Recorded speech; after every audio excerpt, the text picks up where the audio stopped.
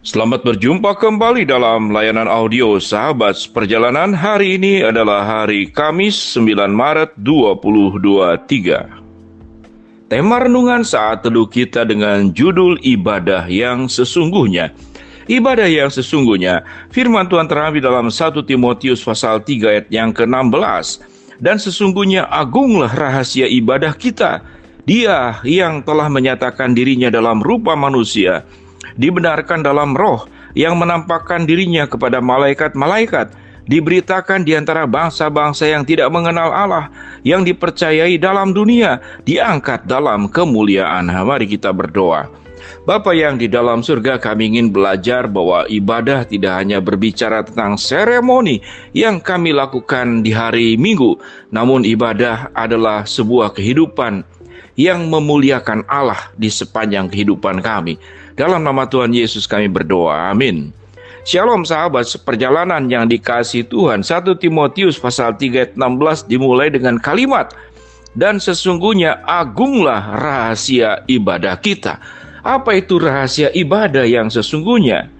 Rahasia ibadah yang sesungguhnya kita bisa melihat pada penjelasan di dalam ayat yang ke-16 1 Timotius pasal 3. Itu diberikan keteladanan dimulai oleh Kristus sendiri.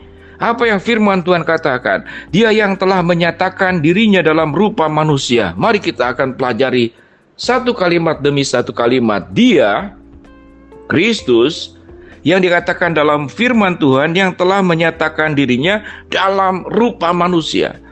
Ibadah adalah sebuah tindakan. Tindakan di mana Allah datang menjadi manusia. Kristus yang adalah Allah datang menjadi manusia, meninggalkan ketinggian, masuk dalam kerendahan. Kemudian apalagi yang disebut dengan rahasia ibadah kita, yang dibenarkan dalam roh, yang menampakkan dirinya kepada malaikat-malaikat, diberitakan di antara bangsa-bangsa yang tidak mengenal Allah. Rahasia ibadah adalah menampakkan diri, keberadaannya dirasakan, dan itu yang dilakukan oleh Yesus, dikatakan menampakkan diri kepada malaikat-malaikat, dan kemudian diberitakan di antara bangsa-bangsa yang tidak mengenal Allah. Jadi ibadah sesungguhnya tindakan yang kita lakukan ke atas, yaitu memuliakan Allah, mengagungkan Allah, memuji dan menyembah Dia. Namun ibadah pun adalah tindakan ke bawah. Bagaimana setelah kita menyembah dan memuliakan Allah, apa yang dilakukan oleh Yesus? Yesus yang adalah Allah datang menjadi manusia. Yesus datang kepada bangsa-bangsa yang tidak percaya dan tidak mengenal Allah. Sebuah tindakan dengan tujuan yang kita sudah pahami bersama, bahwa kedatangan Kristus menjadi manusia datang kepada bangsa-bangsa agar mereka mengalami seluruh kebaikan-kebaikan dan anugerah Tuhan dalam bentuk keselamatan, baik keselamatan secara roh, di mana seseorang ditebus dari dosanya, dan juga keselamatan secara holistik, secara menyeluruh. Bagaimana Allah ingin menyelamatkan tubuh kita dari sakit penyakit, dan bagaimana Kristus ingin menyelamatkan pikiran dan perasaan kita dari semua penyakit-penyakit negatif yang orang menyebutnya sebagai luka batin, kepahitan hidup. Maka itu yang kemudian dilakukannya. Jadi Kristus selain menyampaikan siapa dirinya sebagai Allah, menyampaikan tentang Allah Bapa, menyampaikan tentang Allah Roh Kudus, tapi kemudian keberadaan daripada Kristus itu memberikan dampak. Jadi sebuah keberadaan yang memberikan dampak. Yang tersesat kemudian dikembalikan kepada jalan yang sesungguhnya. Mereka yang telah mati di dalam dosa dikembalikan ke dalam kehidupan yang kekudusan. Mereka yang berada di dalam kegelapan dikembalikan ke dalam terangnya yang ajaib. Mereka yang mengalami patah semangat, putus asa, mengalami letih lesu dan berbeban berat dikembalikan bagaimana Allah memberikan rancangan damai sejahtera kepada setiap manusia. Kalau lebih spesifik lagi, bagaimana rumah tangga yang bermasalah, yang terancam kepada perceraian, diutuhkan kembali di dalam Kristus. Bagaimana setiap kita masing-masing yang mengalami semua kehidupan yang terikat oleh kepahitan, oleh luka-luka batin di masa lalu, dikembalikan menjadi pribadi yang punya roh keberanian dan bukan roh ketakutan, yang berani menjalani kehidupan di masa depan dengan sikap optimis. Karena kita tidak sendiri, kita berjalan bersama dengan Allah. Itulah tindakan-tindakan yang dilakukan oleh Kristus. Lalu apa keteladanan yang kita bisa ambil?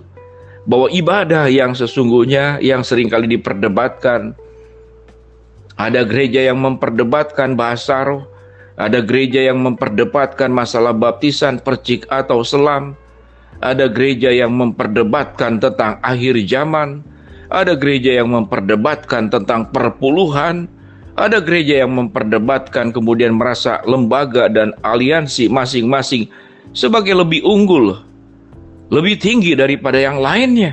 Ini bukanlah ibadah. Setiap kita boleh menyampaikan ibadah penyembahan kita dengan memuji Tuhan, dengan bersorak, dengan tari-tarian. Ada sebagian gereja menyampaikan ibadah dengan khusyuk di dalam keheningan. Itu hanyalah berbicara tentang sebuah seremoni, kebiasaan, budaya di dalam beribadah. Namun yang Tuhan ingin peduli dan kita ingin lakukan, bagaimana ibadah itu menjadi sebuah kehidupan yang nyata sebagaimana diteladankan oleh Kristus. Kristus datang menjadi manusia, Kristus menampakkan diri kepada malaikat, Kristus mendatangi orang-orang yang tidak mengenal Allah, seluruh suku-suku bangsa dimanapun mereka berada, dan membawa kabar baik, kabar anugerah, kabar keselamatan, kabar damai sejahtera, berkat kesehatan, berkat finansial, masa depan yang dijamin oleh Allah, dan kemudian juga kekuatan tatkala memang Tuhan izinkan problem masalah hidup terjadi dalam setiap kehidupan kita. Itulah ibadah yang sesungguhnya, sahabat seperjalanan yang dikasihi Tuhan. Biarlah kita tetap boleh bersehati, apapun aliansi kita, apapun aliran kita, kita semua adalah anak Allah. Gereja pada prinsipnya cuma satu, Kristuslah kepalanya, dan kita adalah anggota-anggotanya. Jangan lembaga gereja menjadi lebih tinggi daripada yang lainnya. Jangan lembaga gereja disembah kemudian melebihi daripada penyembahan kita kepada Allah. Biarlah kita boleh bersatu, sahabat seperjalanan apapun background, latar belakang gereja daripada setiap sahabat seperjalanan, apapun bentuk ekspresi ibadah, yang setiap aliran, setiap gereja itu tidak sama. Tidak perlu saling mencerca, tidak perlu saling merendahkan. Sewaktu kita mencerca dan merendahkan, maka kita sedang membuka iblis memasuki area kehidupan kita dan merusak kehidupan dan kesatuan sebagai umat Tuhan, sebagai gereja yang am di seluruh muka bumi ini. Tetapi yang terpenting daripada semuanya itu, bagaimana hidup kita menjadi sebuah ibadah. Kita memiliki karakter, kita memiliki buah-buah roh, kita membawa kebaikan dan anugerah Tuhan melalui kehidupan kita yang baik, melalui kehidupan kita yang memberkati orang banyak. Maka itulah ibadah yang sesungguhnya sebagaimana dalam Roma 12. Persembahkanlah tubuhmu sebagai persembahan yang kudus yang berkenan kepada Allah. Itu adalah ibadahmu yang sejati. Janganlah kamu menjadi serupa dengan dunia ini, tetapi berubahlah oleh pembaharuan budimu sehingga kamu dapat membedakan manakah kehendak Allah yang baik, yang benar, dan yang kudus. Mari sahabat seperjalanan, kita memberikan kehidupan kita sebagai ibadah, kehidupan yang memberkati, kehidupan yang mencerminkan Kristus dalam keseharian kita. Mari kita berdoa. Bapa dalam surga, terima kasih kami belajar bagaimana tentang konsep ibadah yang sesungguhnya. Hamba-Mu berdoa buat sahabat seperjalanan yang sedang sakit, Tuhan jamah sembuhkan. Sahabat seperjalanan yang sedang menghadapi masalah, Tuhan bukakan jalan. Sahabat seperjalanan yang sedang berdoa mengharapkan sesuatu, Tuhan kabulkan dengan cara dan waktunya Tuhan. Dalam nama Tuhan Yesus kami berdoa. Amin. Shalom sahabat seperjalanan, Tuhan memberkati kita semua.